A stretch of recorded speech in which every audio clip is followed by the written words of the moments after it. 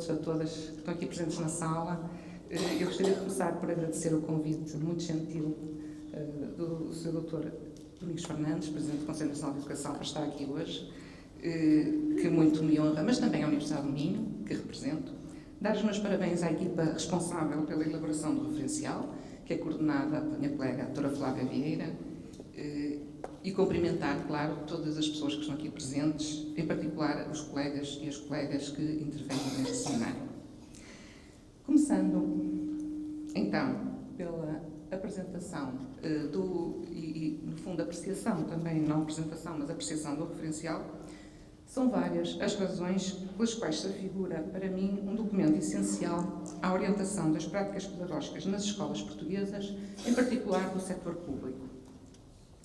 Pela clareza, eu peço desculpa está muito pequenino, mas é um desafio aos nossos olhos, pela clareza da estrutura e organização do documento, que é dividido em 3 partes que estão claramente articuladas entre si, associando inovação a dimensões fundamentais, como o seu sentido social, orientação local e sistémica e focalização no educando e na aprendizagem, num todo o que vejo como coerente e harmonioso. Pela atualidade e relevância social e educativa da sua fundamentação, buscando não apenas referenciais nacionais, mas também internacionais, associando inovação à transformação, que é um conceito que também me é muito caro no meu trabalho, dos contextos de aprendizagem e à construção de sociedades inclusivas numa direção que se quer democrática e humanista, isto já vimos hoje. Coloca em diálogo referenciais importantes e incontornáveis, também já vimos hoje, emanados de organizações e instituições de prestígio reconhecido para o desenho de orientações de política educativa, desde logo o próprio Conselho Nacional de Educação, mas também o Conselho da Europa, a Comissão Europeia, a ONU ou a OCDE. Apesar do facto destas organizações e instituições não serem movidas por mesmos interesses, já vimos isso na conferência há pouco, o facto de elas serem convocadas reflete a pluralidade dos interesses sociais e económicos nas questões da educação. Patentes, por exemplo, no foco dado ao desenvolvimento de competências disciplinares e de aprendizagem, mas também para os valores da convivência social e a sustentabilidade ambiental. Não resultam, a meu ver, em incoerência do documento, mas sim num congregar da pluralidade.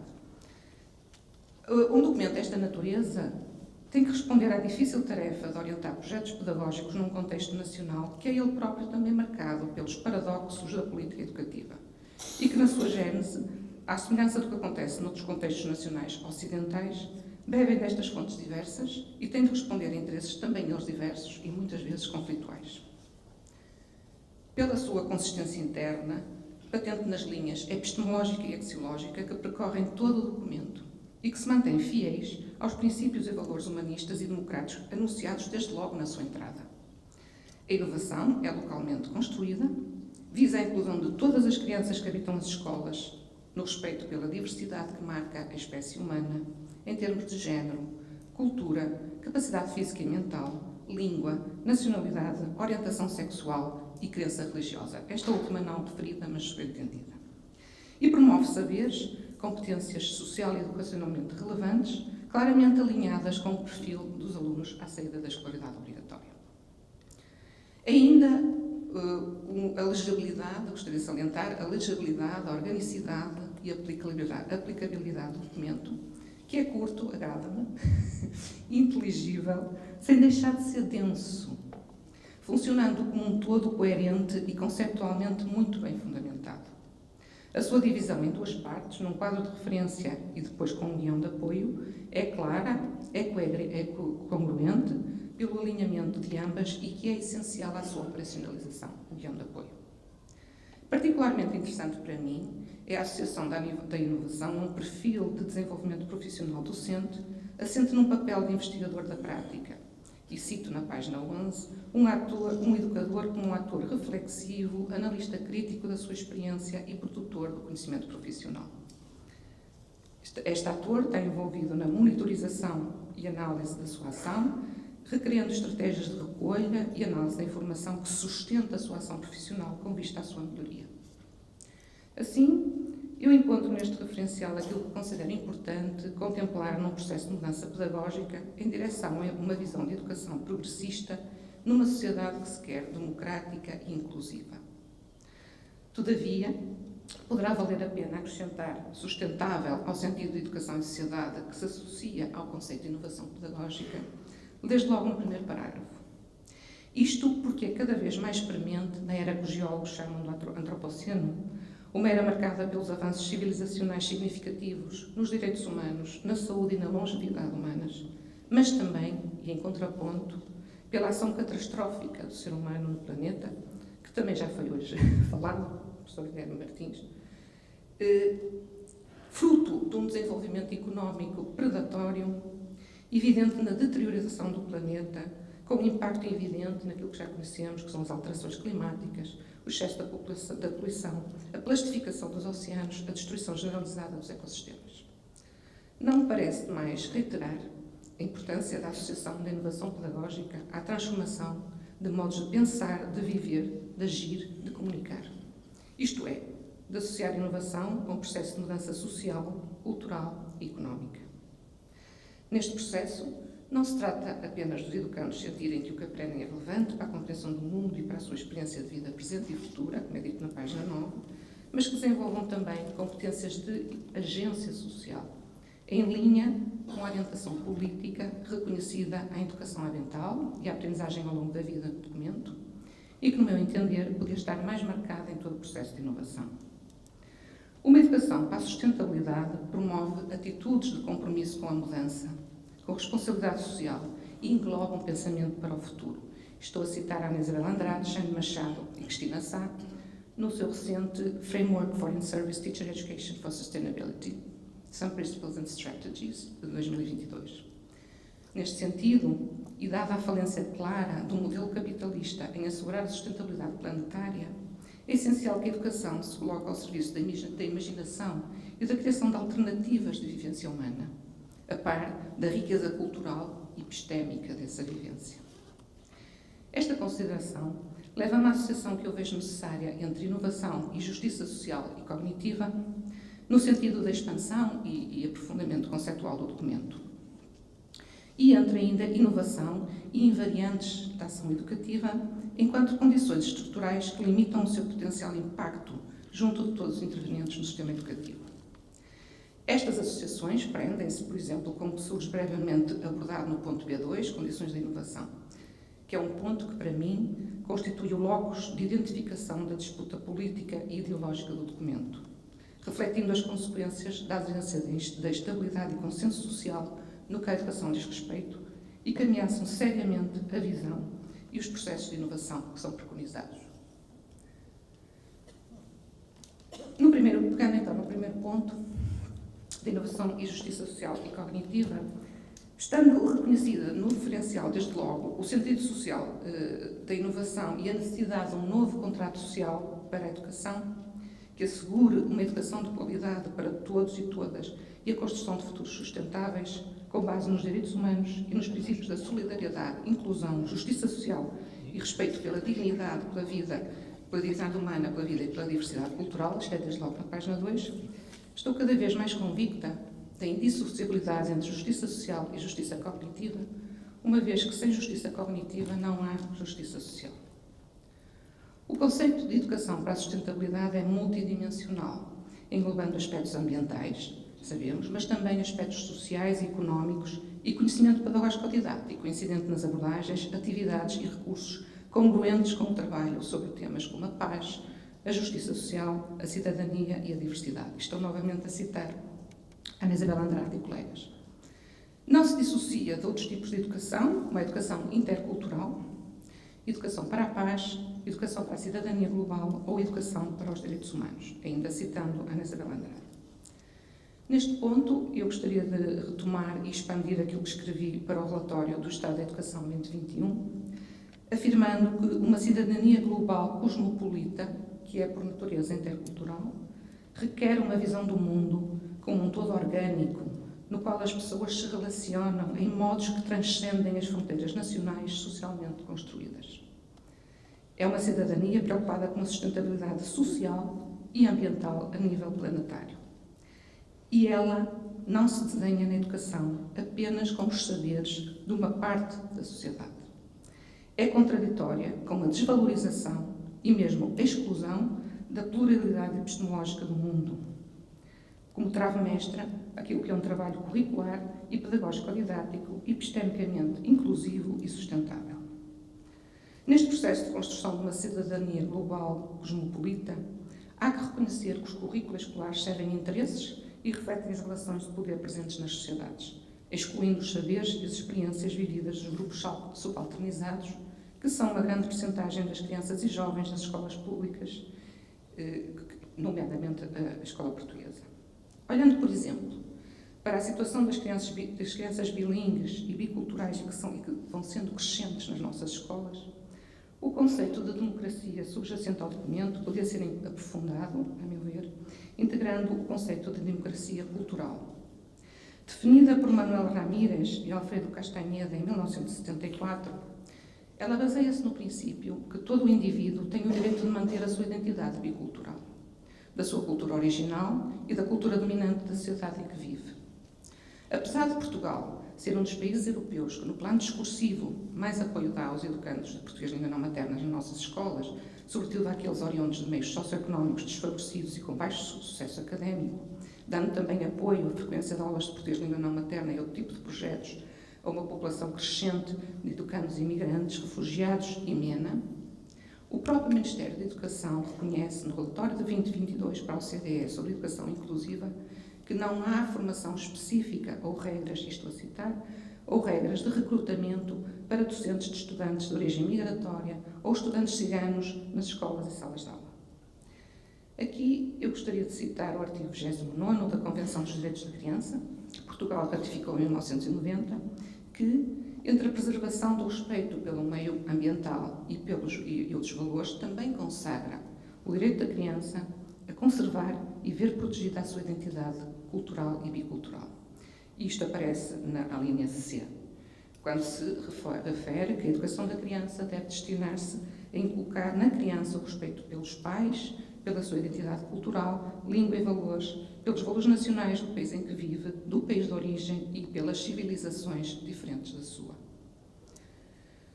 Uma educação para a cidadania global cosmopolita também não se faz à margem de uma escola onde a democracia seja vivida e experimentada no seu cotidiano. Isto na linha já dito também pelo professor Guilherme Martins, e aqui eu citando o Dewey. Essencial a uma agenda de inovação pedagógica é, como registado no referencial e na recomendação do Conselho Nacional de Educação sobre este tema, a ampliação da voz dos educandos, defendendo a consideração e o respeito pelos seus pontos de vista nas decisões que os afetam, no reconhecimento das crianças como pessoas cidadãs e atores políticos com capacidade para a ação. As vivências e leituras do mundo de todas as crianças, incluindo as crianças destes grupos subalternizados, são assim importantes para o aprofundamento, eu diria incontornáveis, para o aprofundamento da vivência de uma cidadania democrática e humanista na escola, expandindo-a para abarcar uma dimensão cosmopolita e intercultural. Todas as vozes, então, são importantes para uma releitura do mundo e uma agência mais informada sobre ele, uma atualização do pensamento de Paulo Freire, a partir da visão de Ailton Krenak, que é eu mostro aqui apenas a foto, que é um líder indígena brasileiro, ambientalista, filósofo, poeta e escritor, cujos escritos e entrevistas, ele já esteve aqui em Lisboa há uns anos atrás, nos convidam a refletir sobre o modelo económico e social das sociedades ocidentais. Diz ele, a realidade não é favorável. Então a gente tem que ter coragem de viver radicalmente, de ser radicalmente vivo, de não ficar aceitando a chantagem do amanhã fajuto que nos estão prometendo. E agora vou sair um bocadinho do meu texto só para explicar porque é que trouxe aqui estas fotos, porque de facto aquilo que é o desenvolvimento económico das sociedades ocidentais, de carros elétricos e outras coisas afins, acabam por repercutir na ausência, no atraso do desenvolvimento noutros países. Portanto, nós estamos de facto num contexto global, somos cidadãos do mundo. Aquilo que fazemos aqui vai ter impacto no outro lado do mundo.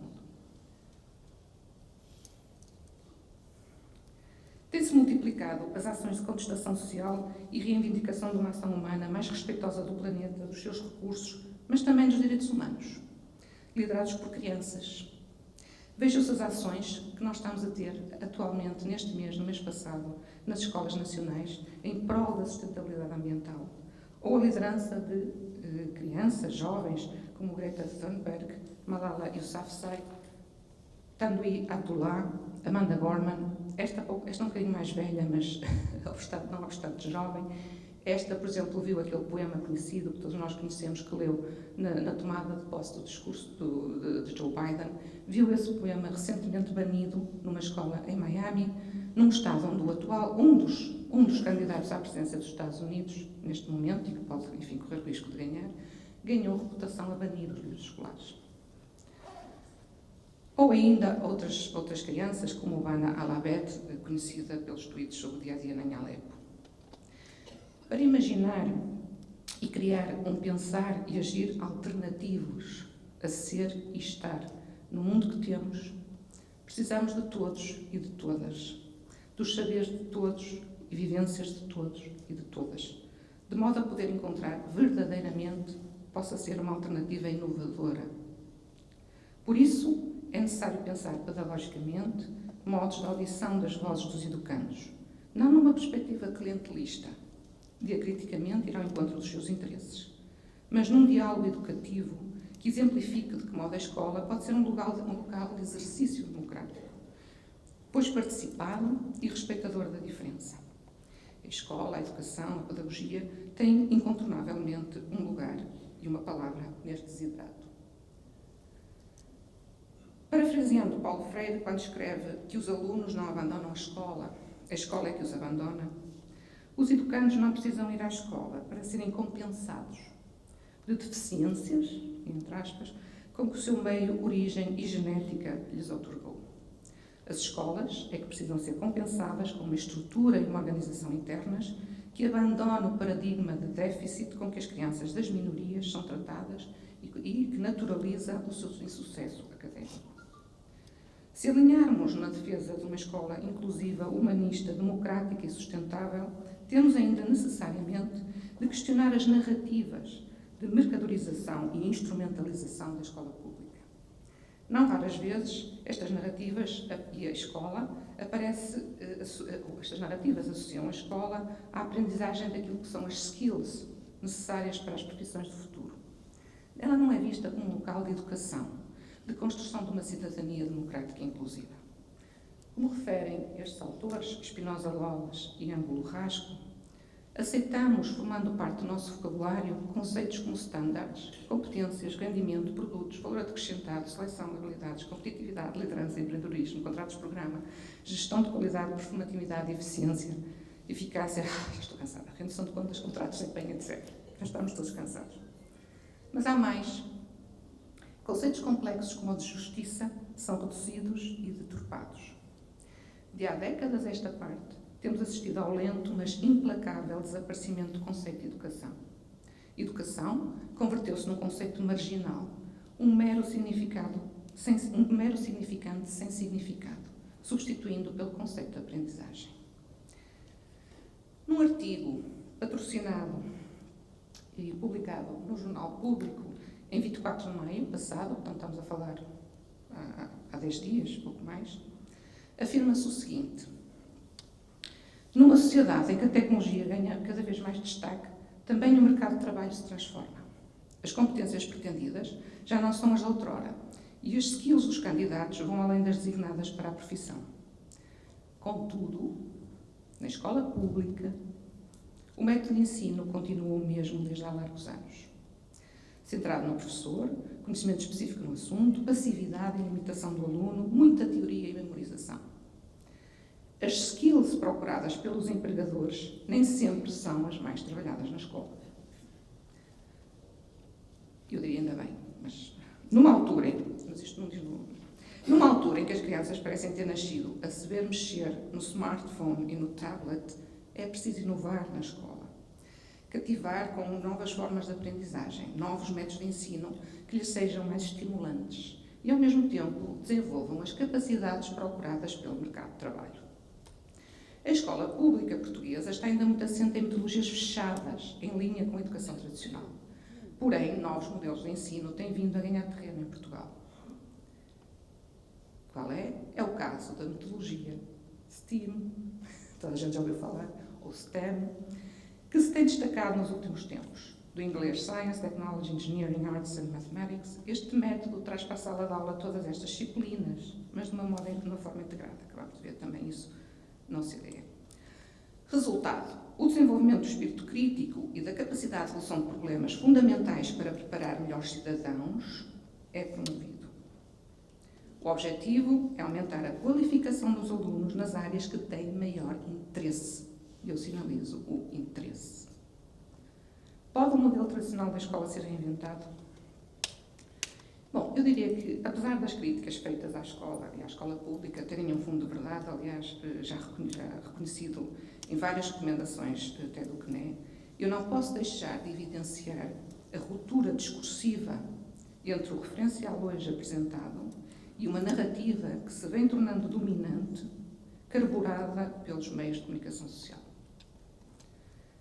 Como tenho também vindo a referir no meu trabalho e apoiando-me em João Parasqueva, introduz-se uma nova linguagem na educação que faz com que o debate pedagógico não consiga ocorrer à margem de determinados conceitos capturados pelo mercado.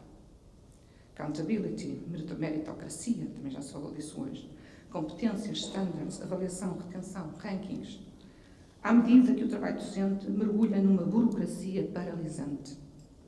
Ainda de acordo com este autor, ser professor hoje não é ser um pedagogo, na medida em que, paulatinamente, a educação pública tem-se afastado da tradição humanista e holística, hipotecando-se à preparação de sujeitos para fazer face às necessidades do mercado. É cada vez mais difícil para um Estado a braços com as exigências de uma agressiva política económica e que coloca todo o foco no hemisfério STEM, que dilui a pegada das artes liberais, das humanidades e das ciências sociais para responder a estas necessidades do mercado. É cada vez mais difícil esta escola pública, este Estado, resistir à cedência do seu compromisso com a educação como res pública, como coisa pública. Aquilo que este autor designa por imparidade entre a educação pública e as necessidades do mercado tem vindo a agudizar-se, a reboque do aprofundamento da imparidade da educação pública com o bem comum. É assim cada vez mais frequente ver associada à inovação buzzwords como STEM, STEAM, sala de aula invertida, tecnologia, enfim, vocês conhecem, ou a reconceptualização de conceitos como justiça social, autonomia e flexibilidade curricular, apropriados de um modo que serve aos interesses do mercado. E aqui eu perguntava, já se percebe alguma dificuldade minha em falar de inovação? Assim que tenho muita dificuldade. Assim se semeiam vias paralelas, habitualmente privadas, de escolarização e de formação de professores, adubadas por políticas transnacionais de corrosão da escola pública, e não é só da escola, afinal é tudo que é público, temos vindo a ver, mas também na erradicação das ciências sociais e humanas. O paradigma dominante é o que que já referi, do déficit dos educandos e das famílias, que, cabendo a movimentos da sociedade civil resgatar estas crianças das garras da escola pública, uma escola que coarta o seu potencial de desenvolvimento, que não as deixa crescer. O modelo do educando como cliente, estudar áreas de conhecimento com maior interesse para o mercado de trabalho, vai se impondo e sobrepondo insidiosamente a um modelo de cidadão, tal como este referencial o defende na linha com o PASEO, o perfil dos alunos. Não quero com estas palavras que achem que eu acho que está tudo bem na escola pública. Muito bem pelo contrário. Há muita coisa que não está bem e que para este referencial possa ter o espaço de concretização necessário, será urgente mudar e questionar.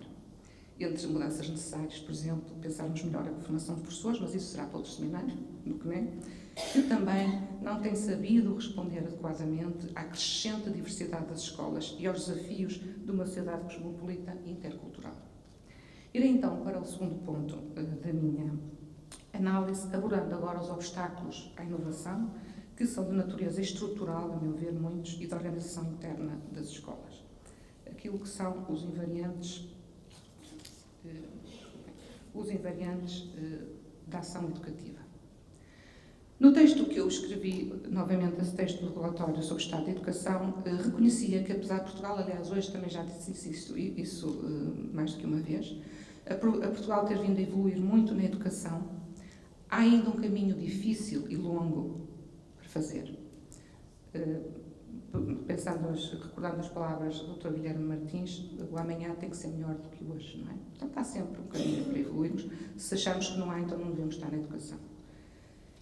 É difícil, pelas nuvens trazidas pelo ressurgimento, dizia eu nessa altura, pelo ressurgimento de forças de extrema-direita que medram em tempos de mal-estar social e de iniquidades sociais, culturais e económicas e que se alimentam dos discursos de ódio, discriminação e preconceito face ao outro diferente.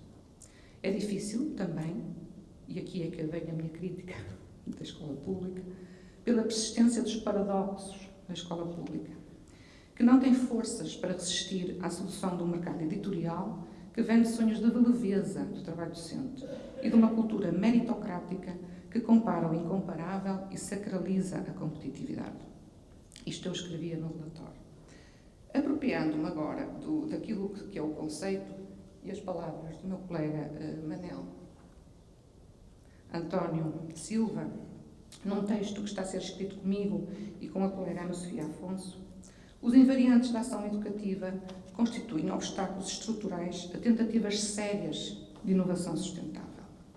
Estas invariantes explicam por que razão, muitas vezes, frequentemente, os movimentos de inovação são habitualmente aquilo que eu poderei dizer movimentos de guerrilha, toque e fuga, impacto fugaz. A análise e problematização daquilo que Manuel Silva considera como invariantes da ação educativa ou do funcionamento dos sistemas educativos da escola moderna é fundamental, a meu ver, para compreender a realidade das nossas escolas, da profissão docente e da dificuldade em implementar processos de inovação pedagógica. Entre os vários identificados, selecionei os que vos mostro e que me parece ter uma grande pertinência para pensar a inovação pedagógica à luz deste referencial. O docente continua a trabalhar muito sozinho, não é? Atomizado, individualmente considerado, o que justifica a ausência de equipas que possam refletir sobre o trabalho educativo. Ou elas podem existir, mas têm pouco espaço de desenvolvimento do seu trabalho. Mas também sobre o trabalho, refletir sobre o trabalho, mas também refletir sobre as medidas de política educativa e até que ponto elas servem ou não nas escolas. A arquitetura das escolas e o lugar central que a sala de aula ocupa, associado ao conceito de turma e a sua relação com o conceito de sala de aula e de modelo escolar. Há um professor para X alunos, uma secretária, X cadeiras, etc. E há um modelo muito centrado, de comunicação muito centrado na existência de um emissor e de vários receptores. Um currículo que é ainda, apesar dos espaços de abertura, muito centralizado, único, pronto a vestir, tal como foi classificado em 1987 por João Formosinho, construído por especialistas, especialmente especializados, que concebem os professores e as escolas como lugares desprovidos de poder político, apesar dos discursos e da multiplicidade de discursos sobre currículos alternativos, flexibilidade curricular, projeto curricular, etc. O manual instala-se como instrumento central da prática pedagógica, em muitos casos o único mediador da ação pedagógica, colocando em evidência o poder da indústria de ensino no processo de condicionamento profissional dos professores. Ao constituir o elemento central de regulação da ação educativa, o manual evidencia o elevado grau de pobreza da informação que circula no espaço de sala de aula, garantindo deste modo a uniformidade da mensagem transmitida pela escola e a rotinização da ação pedagógica. A avaliação sumativa continua a ser decisiva, colocando a avaliação formativa, que é a verdadeira democrática, num plano de subordinação, que é uma característica essencial a uma escola meritocrática moderna, apesar da legislação apontar numa outra direção, mas de um modo ambíguo e muito contraditório. Exames nacionais, no fim da escolaridade obrigatória. Esta situação, independentemente do peso que tenham na classificação do final dos alunos, condiciona de um modo essencial o funcionamento de um sistema educativo e mantém intacto o conceito de escola meritocrática. Particularmente perverso é o uso que é feito destes resultados, colocando as escolas públicas em competição direta com as escolas privadas. Apesar do Ministério da Educação, ultimamente, ter vindo a esforçar-se por publicar indicadores alternativos de desempenho escolar, que sinalizam os processos dos educandos nas escolas situadas em meios socioeconómicos mais vulneráveis e não níveis absolutos de desempenho, procurando melhorar a reputação e a imagem destas escolas, o certo é que os estudantes destes meios, sobretudo os rapazes, continuam a apresentar maiores índices de abandono escolar precoce e de taxas de retenção e abandono escolar. Isto são dados do próprio CNE. São estes que, sem qualquer progenitor com formação superior, mostram uma maior propensão a matricularem-se em cursos vocacionais no ensino secundário do que nos cursos gerais.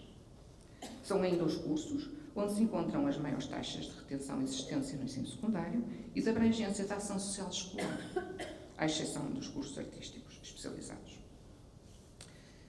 Eu não preciso, eu diria que não preciso de ir à comunicação social ler os relatos de professores e de professoras a denunciar as condições, muitas vezes indignas, com que tentam responder às necessidades de todas as crianças, num trabalho que é muito isolado, já vi, na sala de aula, para que, de facto, uma perspectiva de inclusão e de inovação pedagógica que trabalhe a inclusão possa ser uma realidade. Como se reconhece na página 7 do referencial, a inexistência de condições favoráveis à inovação pode explicar atitudes de resistência à mudança, mas importa sublinhar que ela não constitui um obstáculo à mesma, como comprovam as inúmeras iniciativas continuamente desenvolvidas nas escolas, mesmo em condições adversas, nas tais condições. Concordo. Mas olhemos rapidamente para as condições de trabalho dos professores e das professoras. E eu tenho aqui um caso, mas que não vou ler por causa do tempo, peguei em alguns casos de professores concretos que eu conheço. Como é que estamos de tempo, Dr. Manuel? Então tenho tempo. Então vou ler. Olhamos para as condições de trabalho de uma professora de português, língua não materna e francês. Madalena é uma professora real, que eu conheço, mas é um nome fictício. Tem 60 anos, é casada com 3 filhos. É professora de português, língua não materna e francês, do quadro de uma escola numa área semi-urbana do norte do país. A sua carga letiva é oficialmente 18 tempos de 45 minutos em 3 turmas de ensino profissional e numa turma de francês. Como o tempo letivo na escola é de 45 minutos, tem ainda de lecionar mais um tempo de horas remanescentes. Os 4 tempos de redução da componente letiva que teria direito pela idade são atribuídos ao cargo de diretora de turma de um curso profissional. Ora, não preciso dizer a ninguém como é que este tempo é usado à exaustão. Nestas 4 turmas, tem 9 educandos com medidas adicionais de suporte e currículo adaptado e 3 de português língua não materna. Dá ainda apoio a 4 educandos de português língua não materna, de 2 níveis de proficiência, A1 e B1, A2 e B1, desculpem. Junta-se a isto as reuniões de departamento, conceito de curso, coordenação de atividades do curso profissional com os colegas, elaboração de relatórios, planos, submissão de plataformas, etc, etc. Acresce ainda, como se isto fosse pouco, as horas de substituição das aulas dos colegas em licença parental ou baixa médica, e que ela já não deixou de contar, para repor as aulas nas turmas dos cursos profissionais, sem qualquer tipo de retribuição monetária ou redução de trabalho. Ela adora a profissão, e eu tenho a certeza que é uma profissional dedicada. Demonstra verdadeira devoção pelos educandos, em particular pelos portugueses de língua não materna, os seus meninos e meninas. Mas tem vindo a perder o entusiasmo pela mesma, relatando frequentemente estar farta da escola, estas são palavras dela, e mortinha por se aposentar. Encontra-se também na situação de alguma fragilidade física, derivada da carga de trabalho, sentimentos de isolamento profissional, stress e burnout. O cansaço e desânimo da Madalena e das muitas Madalenas com a escola e o trabalho docente não é certamente apenas um resultado de uma política educativa, da tal ausência do pacto social para a educação e de décadas, diria, de políticas educativas que não só não conseguem este pacto social, como vão fazendo das escolas e de todos os profissionais que não se trabalham alguns tubos de ensaio. Ele é também um cansaço fruto da condição humana, naquela que a Byung-Chul Han chama a atual sociedade do cansaço e do esgotamento, que exige sujeitos de desempenho empreendedores de si mesmo, desgastados, depressivos, esgotados. O bem-estar emocional é muito importante, não é? Pois continuamente a girar numa roda de hamster, ainda são as palavras de Bill Schwan, coagidos a produzir cada vez mais e vivendo sentimentos de carência e de culpa que levam à exaustão e ao burnout. Eu pergunto, quais são as condições objetivas e subjetivas das Madalenas do sistema educativo para aderir, desde logo emocionalmente, a projetos de inovação? Como podemos esperar um papel de indagação da prática de educador, e aqui citando a página 11, como ator reflexivo, analista crítico da sua experiência e produtor de conhecimento profissional, que recolhe, analisa a informação que sustenta a sua ação a profissionais que estão envelhecidos, sobrecarregados, exaustos e desanimados?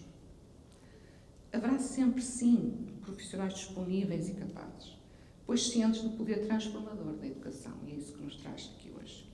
Como nos recordam Susana Martins, Rosário Mauriti, Nuno Nunes e António Firmino, num texto publicado pela Revista Portuguesa de Educação em 2016, a educação ainda é veículo de empoderamento social e da oportunidade de mobilidade social ascendente para os educandos de meios sociais desfavorecidos. Mas para isso precisamos de uma política educativa honesta e do compromisso de toda a sociedade com a educação como coisa pública, que reconheça os problemas de raiz desta escola pública e os queira ultrapassar, de modo a facilitar a inovação nas escolas, tal como é preconizado neste referencial. E isto, todos e todas, podemos fazer para que possamos fazer melhor amanhã. Obrigada.